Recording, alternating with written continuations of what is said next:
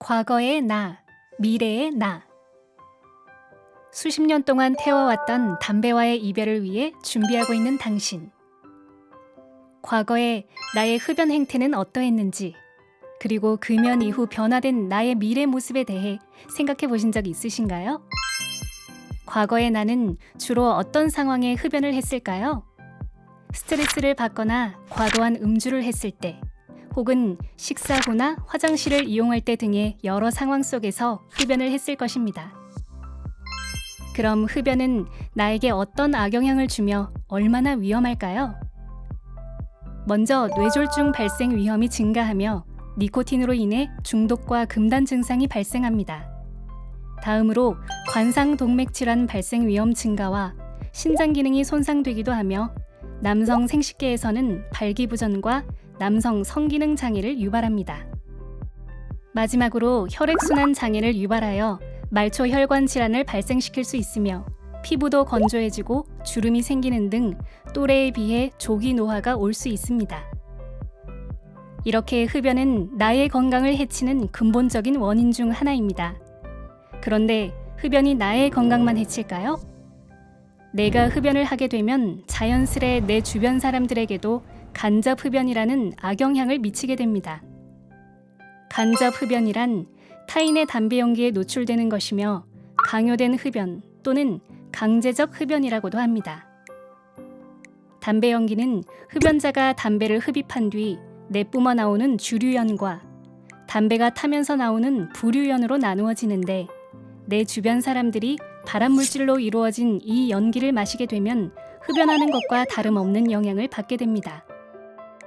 간접 흡연으로 인해 비흡연자의 사망은 연간 60만 명이며 그중 여성이 47%, 아동이 28%라고 합니다.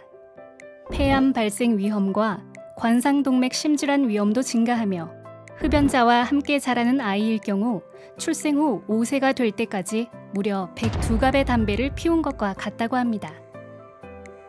그럼 현재 금연을 하기 위해 준비하고 있는 시점에서 금연에 실패한 나의 모습은 어떨지, 반대로 금연에 성공한 나의 모습은 어떨지 생각해 보신 적 있으신가요? 과연 금연 실패와 성공의 차이가 미래의 나에게 어떤 변화가 있을까요? 만약 한 개비의 유혹을 뿌리치지 못하고 재흡연을 하게 되었다면 금단의 욕구를 참지 못한 자신에게 실망감과 좌절감, 그리고 나는 금연을 할 수 없을 거야 라는 생각과 함께 포기를 할 것입니다. 그와 동시에 담배의 발암물질들로 인해 건강은 계속해서 악화가 될 것이며 그 담배 한 개비는 10개비가 되고 한 갑이 되어 제자리로 돌아오게 될 것입니다. 반면 금연에 성공하게 된다면 어떨까요? 먼저 담배로 인해 나빠졌던 건강이 회복되는 것을 느낄 수 있으며 마음대로 흡연도 하지 못하고 담배 연기 때문에 주변 사람들 눈치도 봐야 했지만 이제는 사람들의 따가운 시선들도 받지 않아도 될 것입니다. 그리고 담배를 피울 때는 입과 옷에서도 많은 양의 담배 냄새가 났다면 금연 후에는 악취가 없는 청결해진 자신의 모습을 볼 수 있을 것입니다. 마지막으로 경제적인 이득도 있을 것입니다. 매일 담배로 지출되었던 돈을 저축하여 가족 또는 나 자신을 위해 선물해보는 건 어떨까요? 이렇게 과거의 나, 그리고 미래의 나에 대해 함께 생각해보는 시간이었습니다.